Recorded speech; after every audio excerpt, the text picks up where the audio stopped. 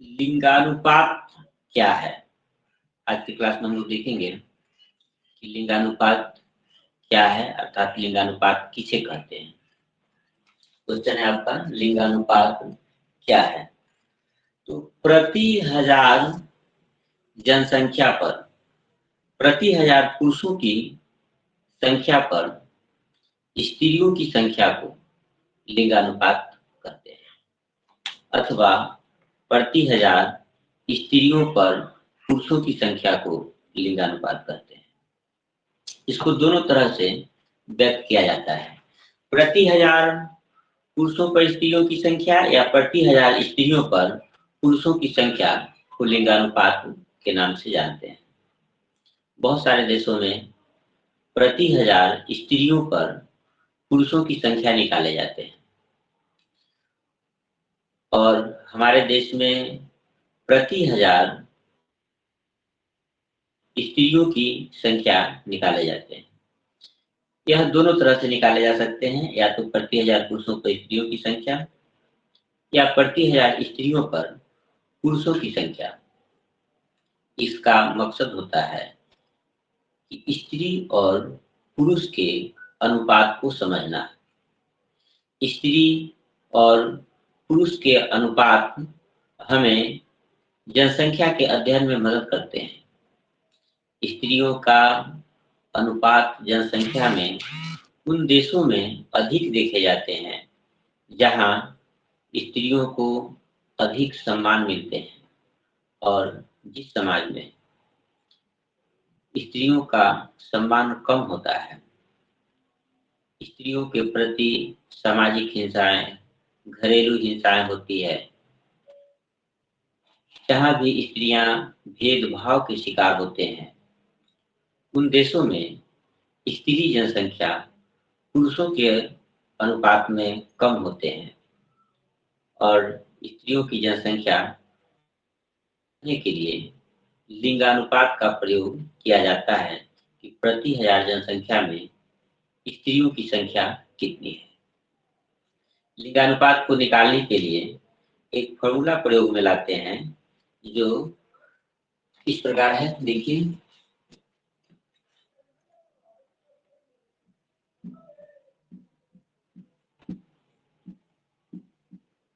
लिंगानुपात बराबर स्त्रियों की संख्या, स्त्रियों की संख्या बटा पुरुषों की संख्या।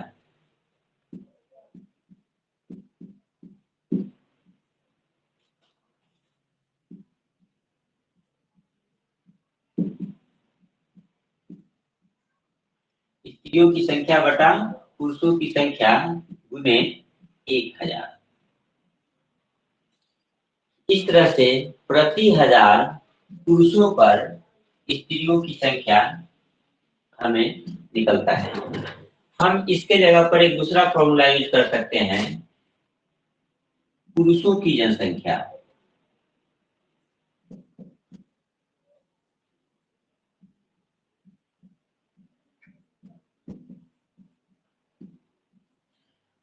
बटा स्त्रियों की जनसंख्या।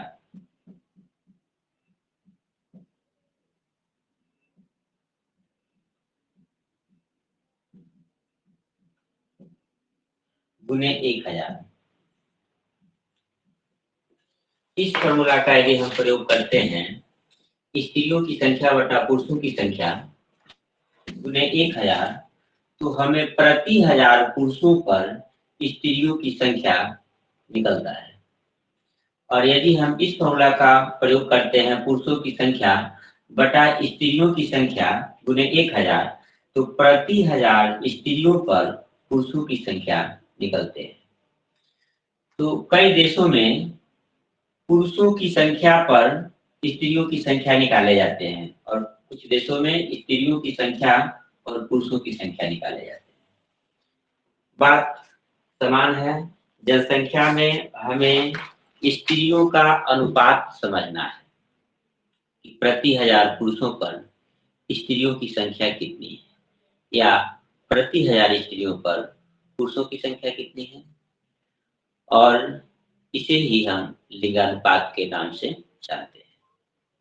लिंगानुपात जिन देशों में स्त्रियों के विपरीत है, अर्थात जिन देशों में स्त्रियों का लिंगानुपात कम है, निश्चित रूप से उस समाज में स्त्रियों की स्थिति अच्छी नहीं है, उनके साथ भेदभाव होता है। और जिस समाज में स्त्रियों को पर्याप्त सम्मान दिए जाते हैं, उन देशों का लिंगानुपात स्त्रियों के पक्ष में होता है, अर्थात वहां पर स्त्रियों की संख्या अधिक होते हैं। जिन देशों में स्त्रियों की संख्या कम है, ज्यादातर वह विकासशील देश हैं, और लगभग सभी विकसित देशों में स्त्रियों की जनसंख्या पुरुषों की तुलना में कम नहीं है, जहां तक कि अधिक ही है, क्योंकि स्त्रियों की जैविक आयु पुरुषों की अपेक्षा 3-4 वर्ष अधिक होते हैं।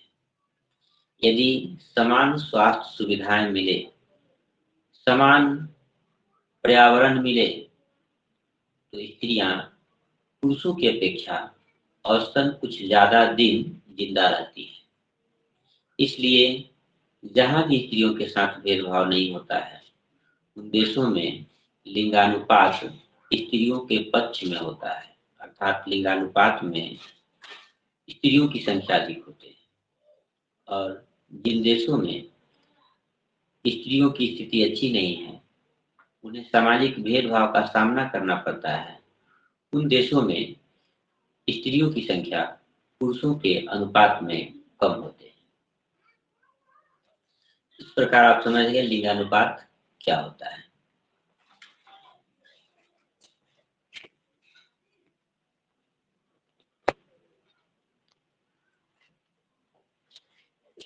आज जिस क्वेश्चन को हम लोग देखेंगे वह है लिंगानुपात क्या है। तो लिंगानुपात से तात्पर्य होता है प्रति 1000 पुरुषों पर स्त्रियों की संख्या, अथवा प्रति 1000 स्त्रियों पर पुरुषों की संख्या। दोनों होता है, या तो प्रति 1000 स्त्रियों पर पुरुषों की संख्या या प्रति 1000 पुरुषों पर स्त्रियों की संख्या। दोनों तरह से लिंगानुपात निकाले जाते हैं। लिंगानुपात क्वेश्चन है, लिंगानुपात क्या है। तो लिंगानुपात निकालने के लिए एक फॉर्मूला हम यूज करते हैं, स्त्रियों की संख्या बटा पुरुषों की संख्या गुने 1000। इससे हमें प्रति 1000 पुरुषों पर स्त्रियों की संख्या का पता चलता है।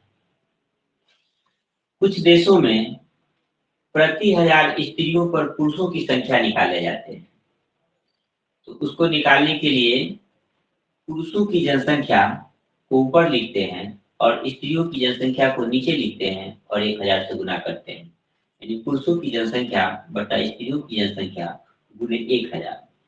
इससे प्रति 1000 स्त्रियों पर पुरुषों की संख्या का पता चलता है।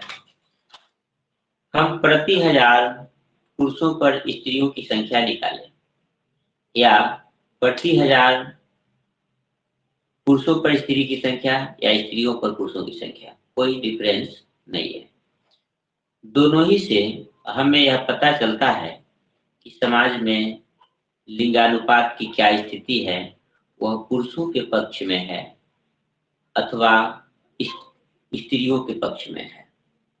जो भी विकसित देश होते हैं या जिन देशों में महिलाओं को पर्याप्त सम्मान मिलते हैं, उन देशों का लिंगानुपात स्त्रियों के पक्ष में होता है।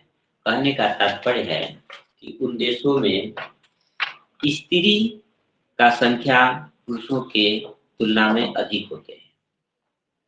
यदि समान भौतिक सुविधाएं मिले, समान रूप से उनका देखभाल हो, सामाजिक भेदभाव नहीं होता है, वैसी परिस्थिति में महिलाओं की संख्या पुरुषों की संख्या की अपेक्षा अधिक पाए जाते हैं, क्योंकि जैविक रूप से महिलाओं की औसत आयु पुरुषों की तुलना में 3-4 वर्ष अधिक होते हैं।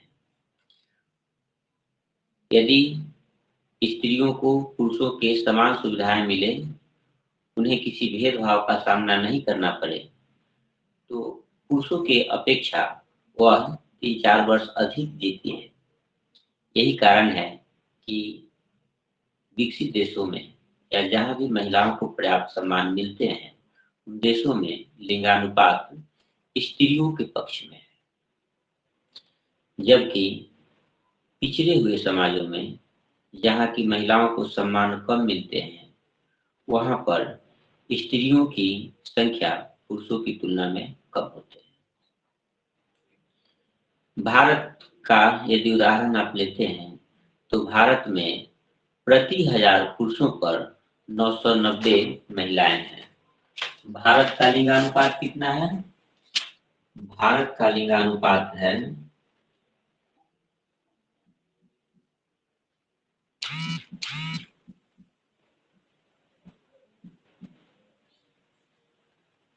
940 है।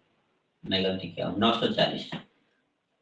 भारत का लिंगानुपात कितना है? 940, अर्थात प्रति 1000 पुरुषों पर 940 महिलाएं। जबकि विश्व का लिंगानुपात कितना है? विश्व का औसत है,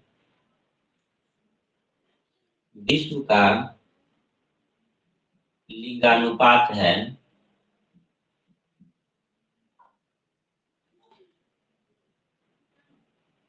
990। प्रति 1000 पुरुषों पर 990 महिलाएं हैं यदि विश्व स्तर पर देखते हैं। जबकि भारत में प्रति 1000 पुरुषों पर 940 महिलाएं हैं। अब आप समझ सकते हैं कि भारत का लिंगानुपात विश्व के लिंगानुपात के तुलना में बहुत कम है। विश्व में जहां प्रति 1000 पुरुषों पर 990 महिलाएं हैं, वहां पर भारत में प्रति 1000 पुरुषों पर सिर्फ 940 महिलाएं हैं। और यह 2011 के आंकड़े के अनुसार आपको बताया जा रहा है। यदि हम 2001 का आंकड़ा लेते हैं, तो 2001 में लिंगानुपात भारत का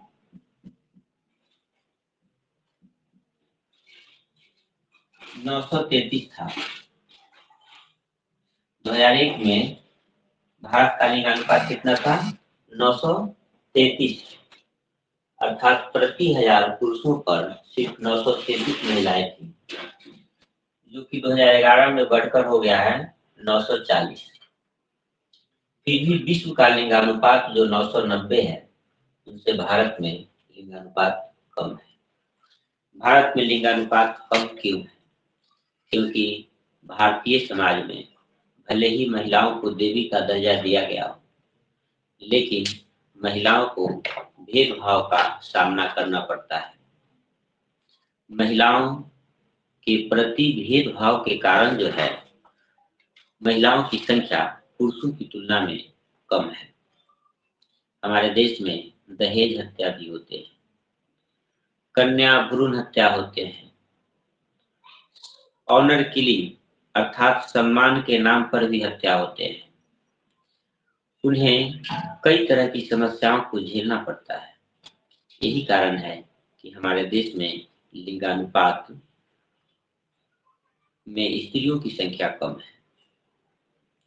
जबकि विकसित देशों को आप देखते हैं, तो वहां पर प्रति 1000 पुरुषों की संख्या के अनुपात में महिलाओं की संख्या अधिक है। अर्थात जिन देशों में महिलाओं के साथ भेदभाव नहीं होता है, उन्हें पर्याप्त सम्मान दिए जाते हैं, उन देशों में महिलाओं की संख्या पुरुषों की तुलना में अधिक होते हैं। तो अब आप समझ गए होंगे कि लिंगानुपात क्या होता है। प्रति 1000 पुरुषों पर स्त्रियों की संख्या को लिंगानुपात कहते हैं। और लिंगानुपात निकालने के लिए इस फॉर्मूला का प्रयोग करते हैं। लिंगानुपात बराबर स्त्रियों की संख्या बटा पुरुषों की संख्या गुणे 1000। इस फॉर्मूले का प्रयोग हमारे देश में किया जाता है। जबकि बहुत सारे देशों में प्रति 1000 पुरुषों पर स्त्रियों की संख्या निकाला जाता है, तो इसके लिए लिखा जाता है पुरुषों की संख्या बटा स्त्रियों की संख्या गुने 1000। और इस तरह से लिंगानुपात दोनों फॉर्मूला से निकाले जाते हैं, लेकिन बात वही है, या तो प्रति 1000 पुरुषों पर स्त्रियों की संख्या देखा जाए या प्रति 1000 स्त्रियों पर पुरुषों की संख्या। दोनों का अर्थ सेम है और दोनों हमें समाज में महिलाओं की संख्या पुरुषों के प्रति या पुरुषों की संख्या महिलाओं के प्रति हमें दिखलाता है, यानी कि लिंगानुपात पुरुषों के पक्ष में है या महिलाओं के पक्ष में है। इन दोनों ही तरह से हमें पता चलता है। इस तरह से लिंगानुपात क्या होता है, मैं समझता हूँ कि आप समझ गए होंगे लिंगानुपात क्या होता है।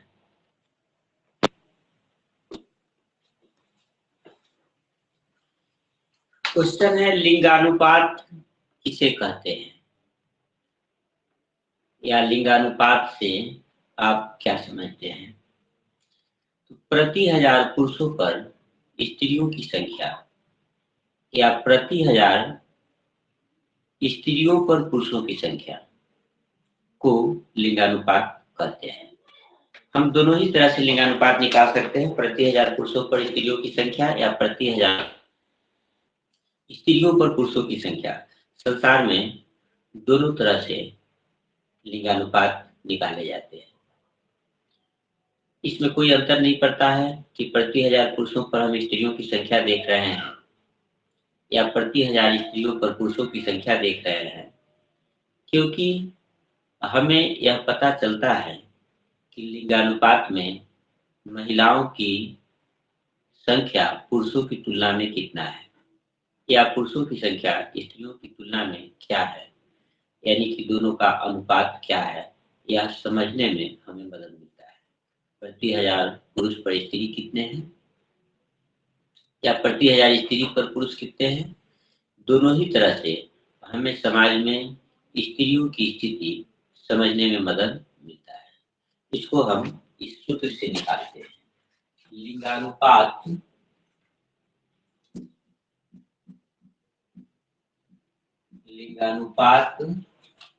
बराबर स्त्रियों की संख्या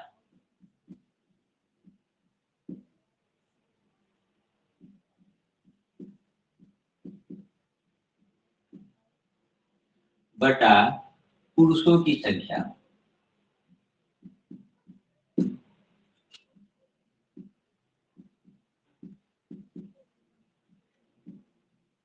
गुने 1000।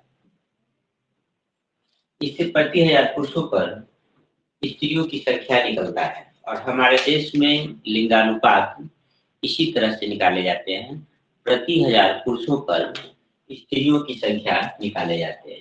जबकि संसार के कुछ देशों में इसके विपरीत है, वहां पर पुरुषों की संख्या स्त्रियों की संख्या की तुलना में निकाला जाता है। उसको निकालने के लिए सूत्र यूज किया जाता है, पुरुषों की संख्या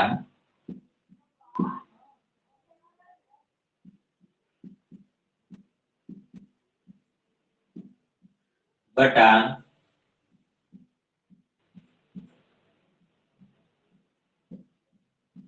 स्त्रियों की संख्या गुने 1000। इस तरह से यहाँ पर स्त्रियों की तुलना में पुरुषों का संख्या निकाला जाता है और यहाँ पुरुषों की संख्या में स्त्रियों का संख्या निकाला जाता है। और दोनों ही से हमें समाज में महिलाओं की स्थिति को समझने में मदद मिलता है। जिन देशों में महिलाओं के प्रति भेदभाव अधिक है, उन देशों में लिंगानुपात महिलाओं के विपरीत होता है और जिन देशों में महिलाओं को उचित सम्मान मिलता है, उन देशों में लिंगानुपात महिलाओं के पक्ष में देखा जाता है। अर्थात जहां पर समाज में कोई भेदभाव नहीं है, स्त्रियों को पर्याप्त सम्मान दिए जाते हैं, उन देशों में स्त्रियों की संख्या पुरुषों की तुलना में अधिक देखे जाते हैं। ऐसा इसलिए होता है क्योंकि स्त्रियों में जैविक रूप से बीमारियों से लड़ने की क्षमता अधिक होते हैं और वह पुरुषों की तुलना में 3-4 वर्ष अधिक जीते हैं।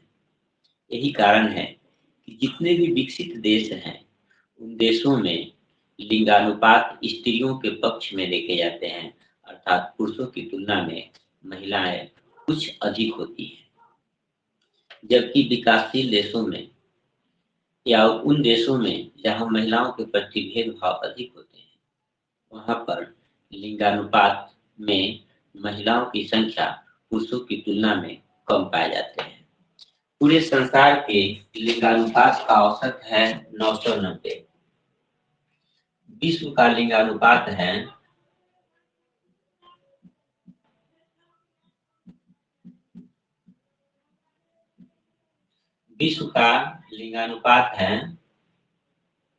990, अर्थात प्रति हजार पुरुषों पर स्त्रियों का संख्या 990 है। संसार में प्रति हजार पुरुषों पर स्त्रियों का संख्या कितना है? 990। लेकिन यदि भारत का लिंगानुपात आप देखेंगे तो भारत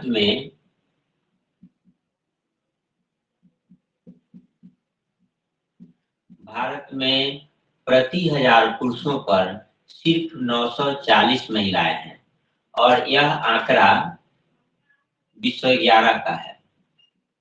यदि हम 2001 की बात करें तो मात्र 933 महिलाएं थी।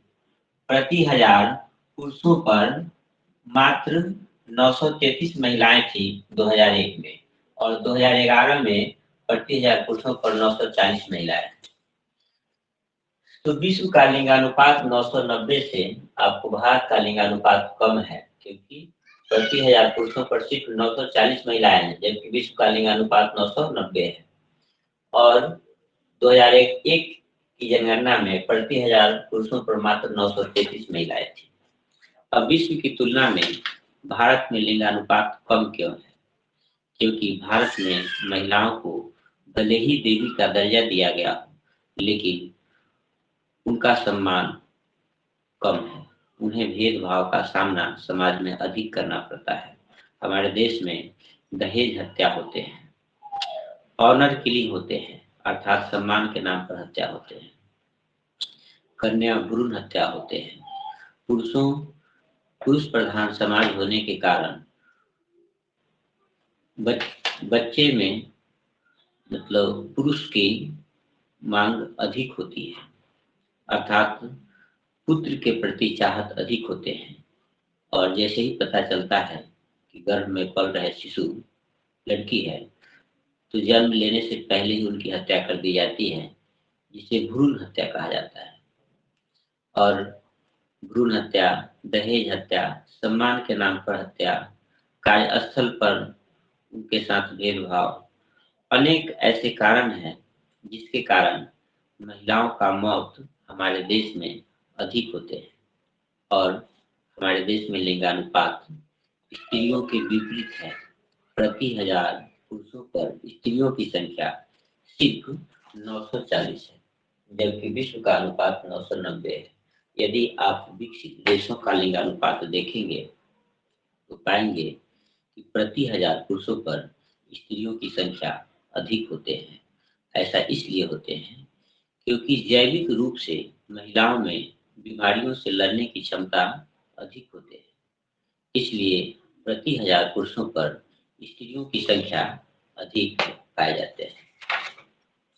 तो अब आप समझ गए होंगे कि प्रति हजार पुरुषों पर स्त्रियों की संख्या को ही लिंगानुपात के रूप में हम जानते हैं।